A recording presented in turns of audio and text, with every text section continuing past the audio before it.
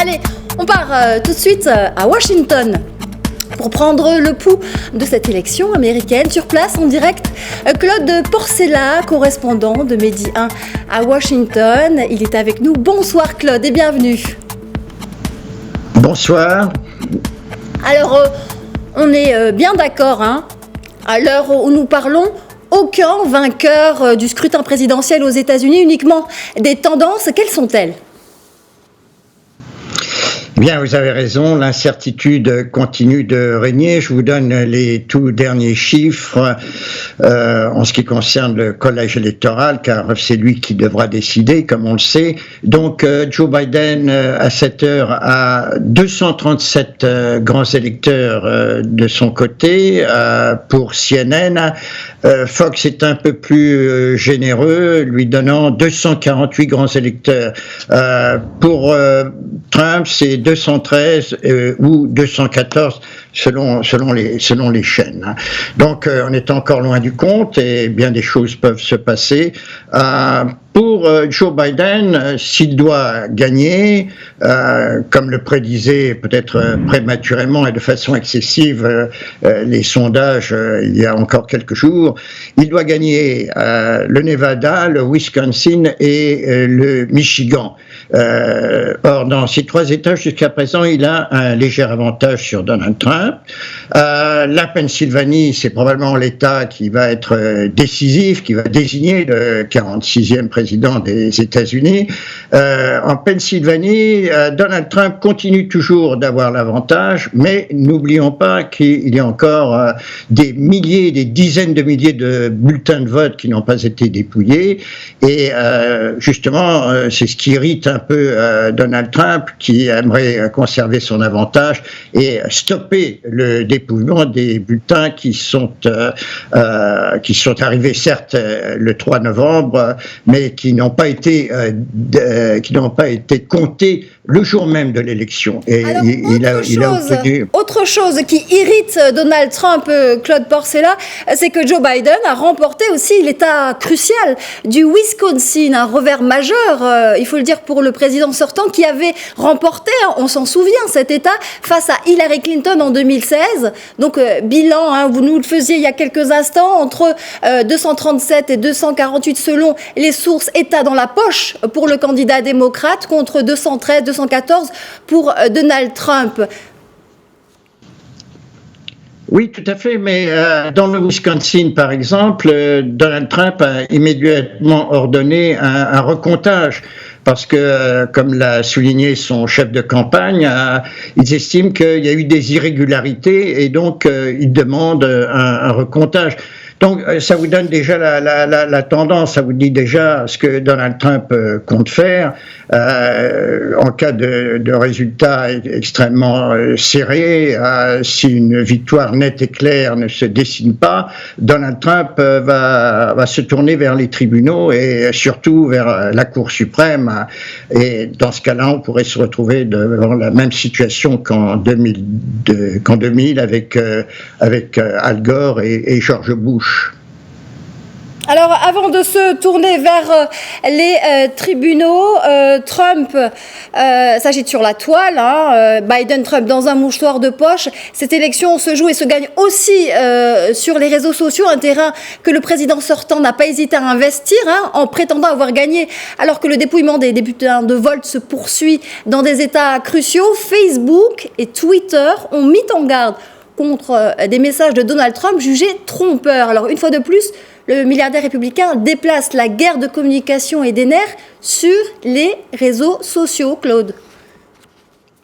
Oui, absolument, mais les réseaux sociaux sont un peu au banc des accusés depuis un certain nombre de mois, d'années même, car Donald Trump leur a toujours reproché, notamment aux grands, au Facebook, Twitter, Google, Microsoft, il leur a toujours reproché de favoriser les commentaires et les tweets des gens qui lui sont hostiles et de la gauche, et d'essayer d'étouffer les commentaires pro-Trump. C'est plus ou moins vrai, c'est en tout cas très, très contesté. Et en fait, quand on regarde les faits, on s'aperçoit que, en réalité, les conservateurs ont un plus grand accès aux médias sociaux que les démocrates et que ceux qui s'opposent à Donald Trump. Alors vous le disiez tout à l'heure, Claude Porcella, Donald Trump a semé le doute sur les opérations de dépouillement dans plusieurs États clés, évoquant des fraudes sans toutefois fournir de preuves.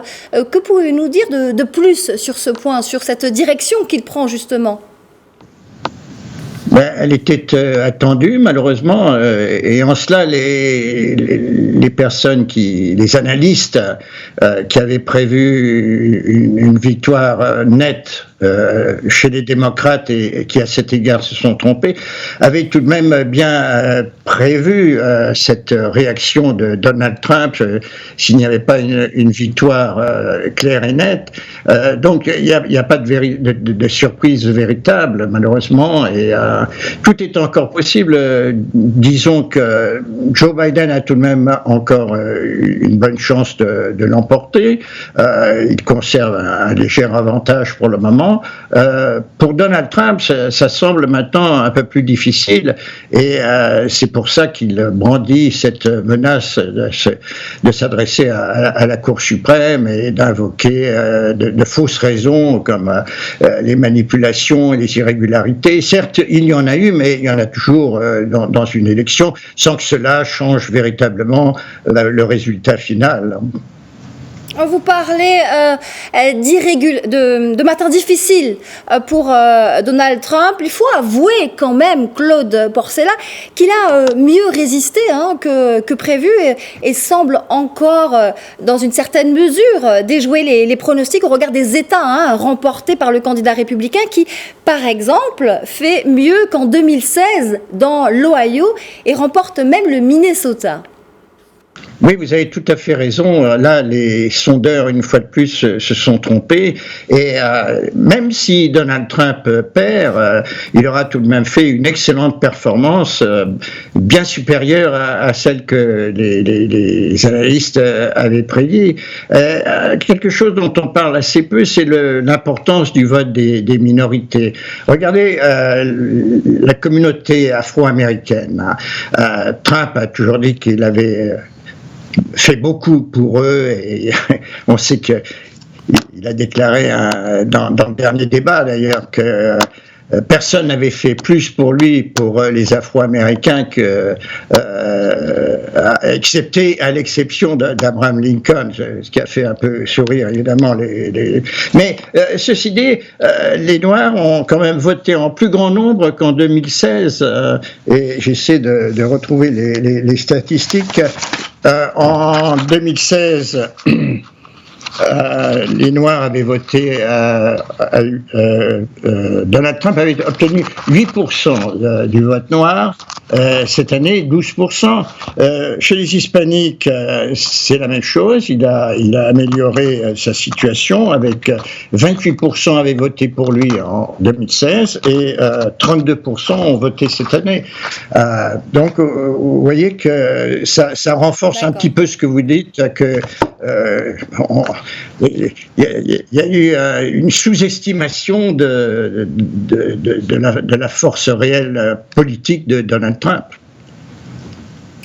Sans surprise, Claude, les deux candidats, on le voit, se livrent une lutte acharnée au moment de franchir la ligne d'arrivée. Joe Biden promet que les démocrates lutteront jusqu'au bout afin que tous les bulletins de vote de la présidentielle soient pris en compte. Un contexte électoral pour le moins compliqué. Est-ce que vous diriez que la légitimité du vainqueur élu pourrait être entachée par ce scrutin? Vous parliez d'irrégularité tout à l'heure, mais là, est-ce qu'on n'a pas franchi un cap supplémentaire dans cette élection? Écoutez, jusqu'à preuve du contraire, les irrégularités ont été tout de même minimes. Il n'y a eu aucun cas flagrant, en dépit de ce que disent certains médias sociaux favorables à Trump. Ça n'est pas prouvé du tout. Donc, finalement, on a eu une élection relativement normale. C'était la grande crainte que ça allait très mal tourner, qu'il y aurait des émeutes, de la violence. Jusqu'à présent, ça ne s'est pas produit. À Washington, c'était un peu une ville en état de siège, notamment dans le centre-ville et aux alentours de la Maison-Blanche, et où bien des magasins avaient mis des plaques de contreplaqué sur leurs vitrines, craignant de nouvelles violences comme celle qui s'était passée après la mort de George Floyd. Jusqu'à présent, Washington reste calme, et c'est un calme que l'on retrouve dans la majorité des grandes villes. Donc, de ce côté-là, maintenant, que va-t-il se passer lorsque le résultat final aura été annoncé? Alors, si Trump perd, il y aura probablement des réactions assez violentes de la part de ces miliciens, des suprémacistes.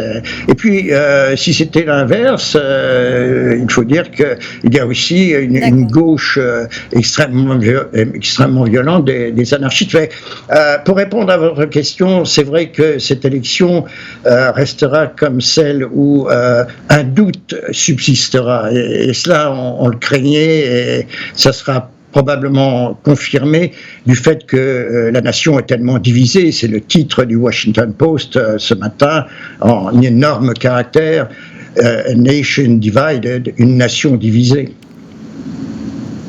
Alors, un doute subsistera, vous dites, Claude Porcella.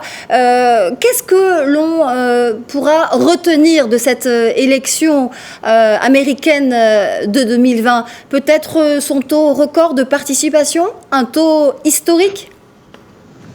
Oui, un taux historique, et ça, j'ai l'impression que c'est dû, il faut en donner peut-être le crédit à Donald Trump, parce que sa personnalité est tellement contestée, sa façon de se comporter, son style a irrité une bonne partie du pays. Et on a souvent dit, et c'est probablement vrai, que cette élection était essentiellement un référendum sur Donald Trump.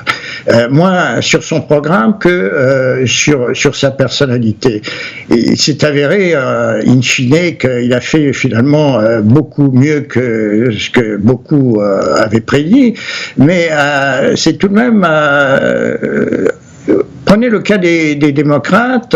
Si Joe Biden est élu, c'est un personnage beaucoup moins charismatique, mais c'est un choix prudent.